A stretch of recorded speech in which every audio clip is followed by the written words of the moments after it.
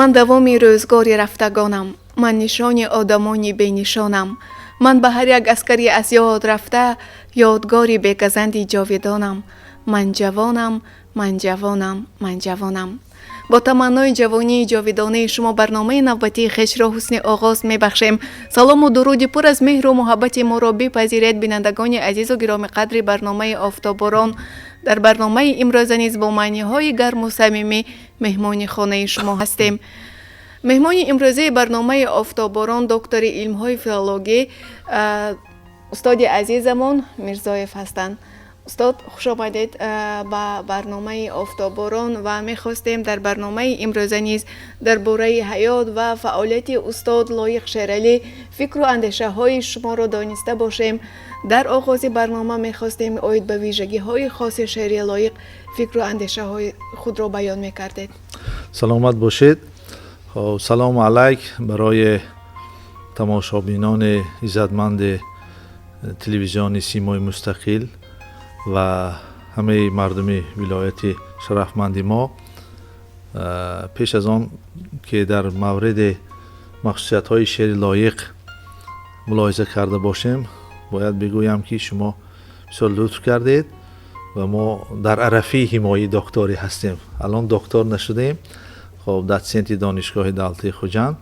خب با مورد و مناسب شما اینجا سوال عرضه کردید که استاد لایق واقعا یکی از شاعران معروف و ماندگار ادبیات ما بودند و هستند.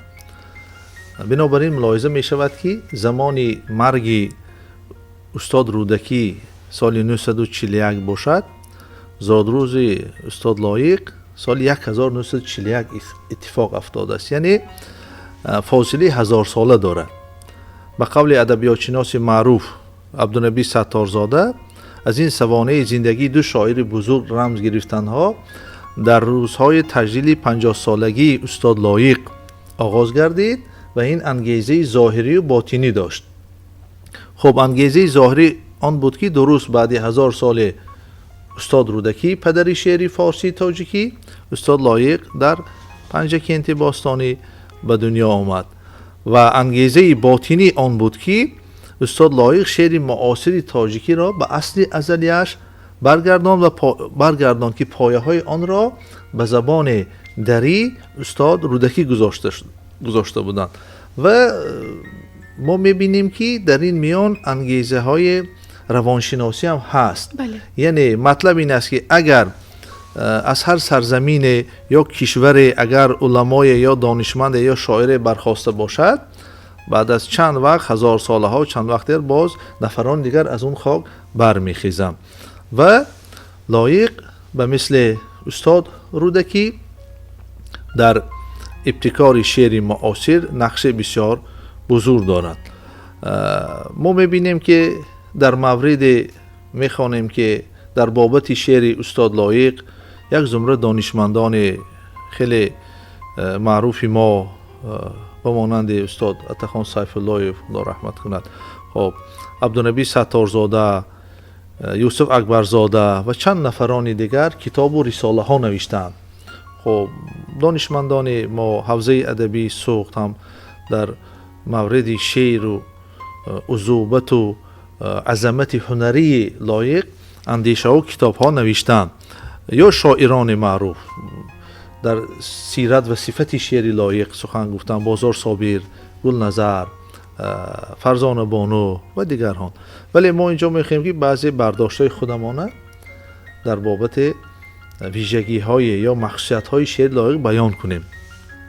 بازار صابر در یک شعرش میگوید که در این زمین مانند من عاشق نمی آید دیگر، بنشین بر روی چشم من لایق نمی آید دیگر.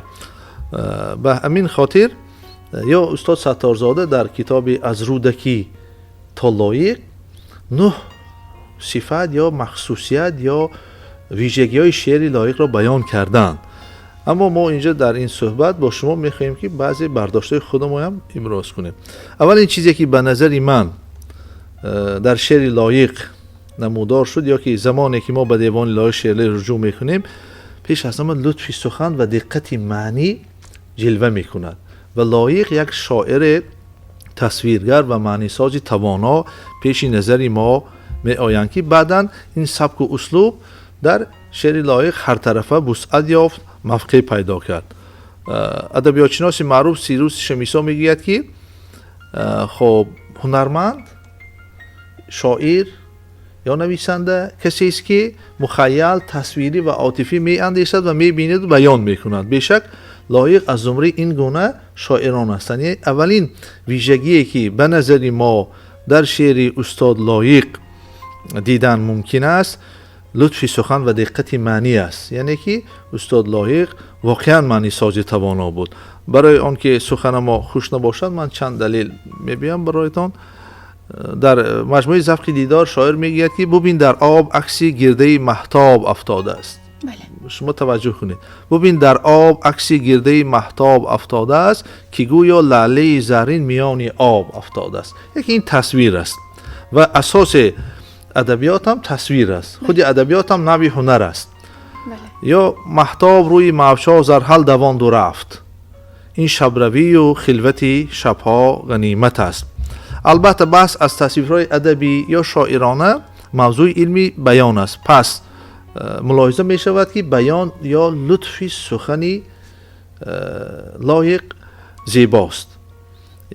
مثلا توجه کنید به این بیت: تا آمدنت شکسته بودم من، عشقت چو شکسته بند آمد شادم. عشقت چو شکسته بند آمد شادم. یعنی که این بیان زیبا است و شاعر هنرور رو هم از طرز سخنی او میشناسند. در ادبیات هم مهم طرز سخن است، طرز گفتار، طرز بیان، چون که شاعر و نویسنده و هنرمند را از طرز گفتاری او میشناسند و ارج میگذارند. دویم چیزی که به نظر ما در اشعار استاد لایق خیلی خوب، موافق و مناسب استفاده شده است، به کار گرفتنی یا که کاربردی ردیف‌های خوشایند و نادر و تازه. یکی از مسائل مهمی که به موسیقی درونی شعر توان بیشتری میبخشد این کاربست ردیف میباشد و ردیف آهنگ شعر را تامین میکند و استاد و ملاحظه میکنیم که استاد لایق گذشته از ردیف های تو را من دوست میدارم، خب لایق وداعت کرد و رفت، مرا تو زنده خواهی داشت، یادت بخیر و مثل این در بعضی حالت ها، بعضی مورد ها شاعر خب گاهی جمله را به عنوان ردیف به کار میگیرد که این خیلی مهم است. این خیلی مهم است و این صفتی شعر شاعر را از هر جهت دلکش و دلچسب میکند. به این خاطر خواننده وقتی که شعر استاد لایق را میخواند به یک بار خواندن مطلب های اساسی در ذهن و زبان خواننده نقش میبندد. بله. به همین خاطر شما بینید که اگر امروز 21-22 سال میشود که استاد لایق از دنیا گذشتند، ولی که حالا هم محبوب ترین، خب مقبول ترین، خواناترین شاعر ما به حساب می روند. شاعر اصلی ما به حساب می روند. مثلا یک جا استاد لایق میگه که رفتم من از بری تو دیدار در قیامت. یک شعر دارم: رفتم من از بری تو دیدار در قیامت، رفتم من از سری تو دیدار در قیامت. ای پرشکسته من مثل عقاب بگذشت، هم بال و هم پری تو دیدار در قیامت. این در این شعر پیش از همه معنوی، مسئله معنویت و روحانیت خب به میان گذاشته شده است. اگر ما همین ردیف، اینجا دیدار در قیامت ردیف است، اگر ما همین ردیف از این شعر بیرون گیریم، این شعر یک گیم که خشک است، یک چیزی که هست که مثلا خیلی شاعر گفته است. چی گفته است؟ رفتم من از بری تو، رفتم من از سری تو. بله. و زمانی که مثلا استاد لایق میگه که رفتم من از سری تو دیدار در قیامت، این مسئله دیگر است. یعنی این به روح و روان خواننده یا کس تأثیر میکند و معنویت است. اینجا روحانیت آفرینندگی است، خلاقیت آفرینندگی است در شعر.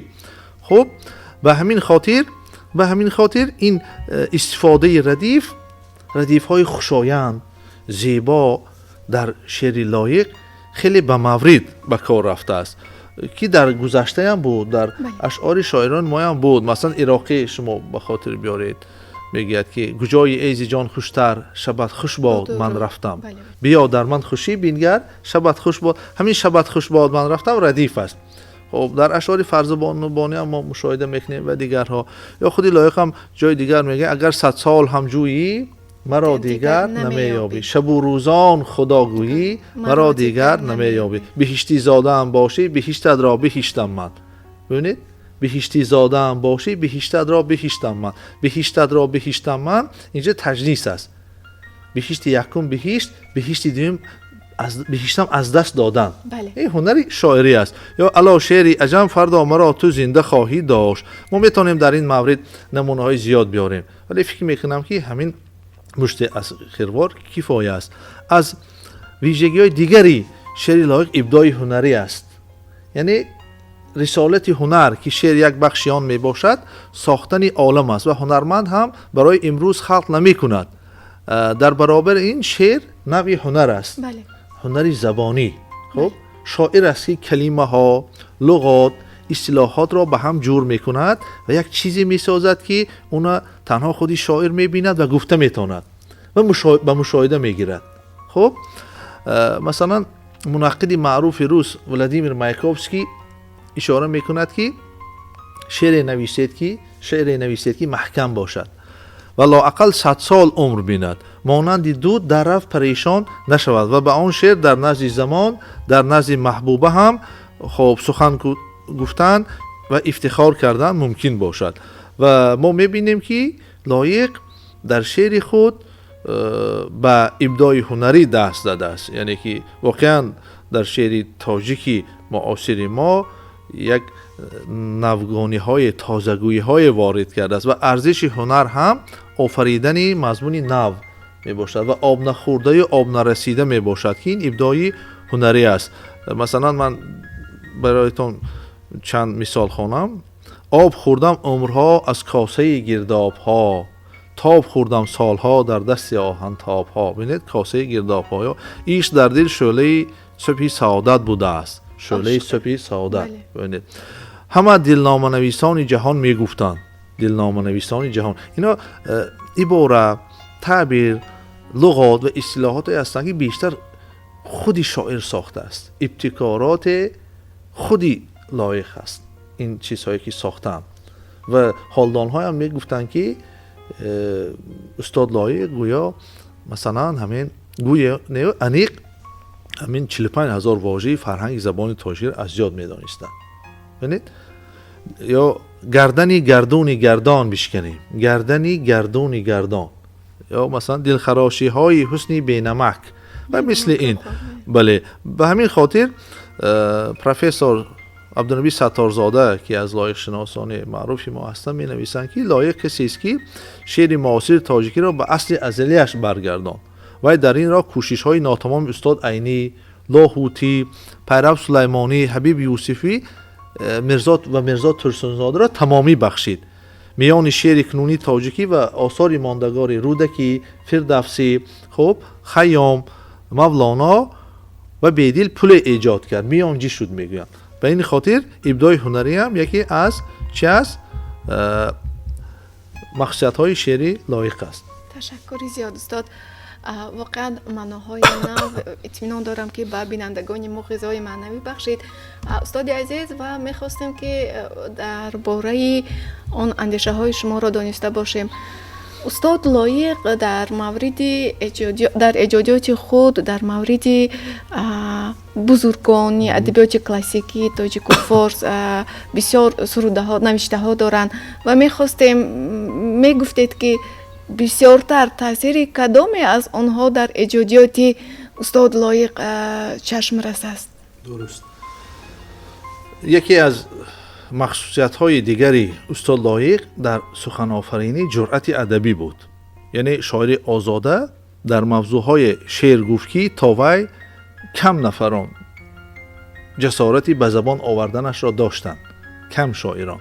خب به مانند افتخار از مادر، شعری به مادرم، هستی ملت، وطن، زبان، تاریخ و فرهنگ، رسم و رسوم تاجیکان، عنعنه های ملی، بزرگداشت هویت و اصالت ملت، خب بازگوی سیف‌های تاریخ تاجیک به مانند این.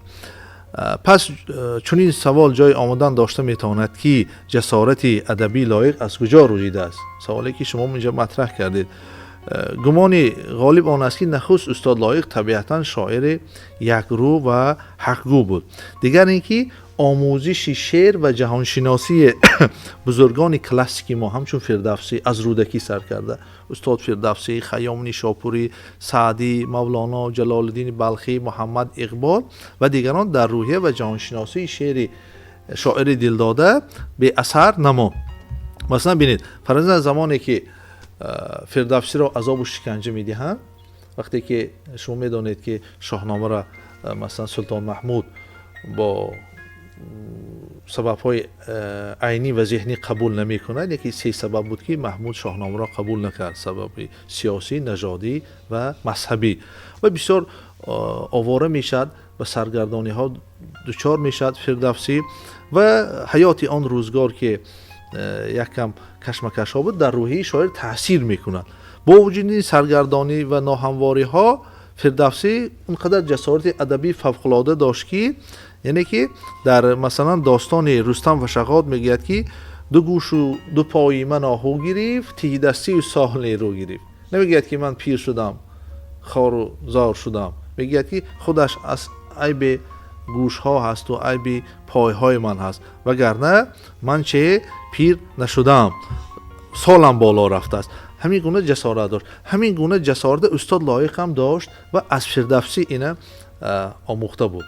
یعنی که ما به سوال شما چنین مختصر جواب میتیم که قریب همه بزرگان کلاسیک استاد لایق از همه دانشمندان بزرگان کلاسیکی ما، حتی از بزرگان کلاسیک روس تاثیر گرفتن، از یسینین و دیگرها. ولی مشاهده میشد که بیشتر لایق در سبک میان سخنی سعدی و مولانا سخن میگوید. وقتی که غزلیات شاعر رو میخونیم پیش نظر جلوه میکنه که استاد لایق بیشتر در سبک میان سخنی سعدی و مولانا سخنگویی میکند و بیشتر از شاعران امروز ایران غزلیات لایق شبیه فریدون مشیری است، از شاعران معاصر که این استاد خدای شریف هم اشاره کردن در کتاب معنویات و جهانی ظاهری. مثلا لایق وقتی که از فردوسی الهام میگیرد و یک چی هم می نویسد با عنوان الهام از شاهنامه، که معروف ترین محبوب ترین آن همون سلسله شعری چی است؟ روحی رقص می باشد. و اونجا میگوید که شیشه ما سنگ خارا بشکند، خامی ما پخته ها را بشکند، آنچنان سنگین مزاج و محکمیم کوزه ما سنگ دریا بشکند، گردن گردان بشکنه پیش از آن که گردن ما بشکند. ببینید این تاثیر فردوسی است. یا بعضی جایی که ما میبینیم که تاثیر مولانا است و اون شعر لایق مثل مولانا ضرب دارد. فهمیدید؟ یا که از سعدی در شعرهایی که پند و حکمت از سعدی تربیه گرفتن. تشکر زیاد استاد. واقعا معناهای نحوی بود که اطمینان دارم که بینندگان گرامی ما جهان معنوی خود را باز هم رنگین و زیبا نمودند. استاد عزیز، خب البته درباره ویژگی‌های خاص شعر لایق، درباره حیات و فعالیت ساعت‌ها صحبت کنیم کم است و می‌خواستیم در پایان برنامه فکر و ملاحظه شما را دانسته باشیم در مورد درباره بزرگداشت لایق در جمعیت امروزه، در زمان امروزه چه خیلی کارها به راهمان داشته ایستاده است در دانشگاه‌ها. خب البته در مورد استاد لایق، در مورد ویژگی استاد لایق ساعت‌ها ما صحبت کنیم کم است، ولی خب در مورد بزرگداشت لایقی گفتید که واقعا ارزنده است. البته هر سال در عرفه مثلا زادروز لایق ماه می هست یک زمره چاره‌بینی ها می شود و پاس یادبود استاد لایق.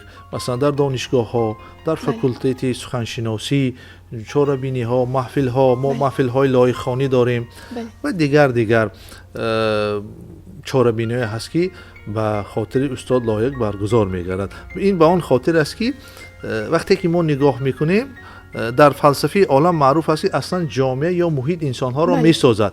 لیکن استاد لایق از زمره نفرانی بودند که شعر کنونی تاجیک را به اصالت خود برگرداندم و محیط شاعری را، مکتب شاعری خود را بنیاد کرده به دیگران آموختند. به این خاطر خودی لایقم در یک جا تصدیق میکنند که اصل من شعر و غزل های منند، نه همین شور و مغل های منند. یا در جهان با جمله برد و باختم، من جهانی خیش را هم ساختم. یعنی که این یکی از خدمت‌های بزرگی لایق است برای نسل امروز که در شعر لایق معنویت، روحانیت، اخلاق و دوست داشتنی وطن، هویت ملی، زبان و فرهنگ که برای نسل امروز از هر نگاه مهم و مفید است چی شده است؟ بیان شده است و نسل امروز ناگزیر است که لایق را بخواند، لایق را داند. تشکر زیاد استاد عزیز برای صحبت پرمحتوا. سپاس اهلی تهیه‌گران برنامه را می‌رسانیم. بسیار صحبت گرم و صمیمی بود. اطمینان دارم که در این سردی هوا به دل هر نفر بیننده ما گرمی بخشیدید. خوش آمدید به برنامه آفتاباران. سلامت باشید. تو را من یافتم از آشیان سربلندی ها، مرا خوشبخت کن ای گل. به دور دامن گلدوزیت نامی مرا هم دوز، به دور گردن خود حلقه دستی مرا آویز. با بال ابرویت یک عمر بنشان آبرویم را، دلم را گیر بحر زندگیت همچو دستاویز. تو را من یافتم چون نوشخندی صبح بخت افزا، مرا خوشبخت کن ای گل. بینندگان گرامی، در همین جا فرصت برنامه آفتاباران به آخر رسید. تا هفته آینده خیر و خوش میکنیم. سلامت و سربلند بمانید. خیر عزیزان.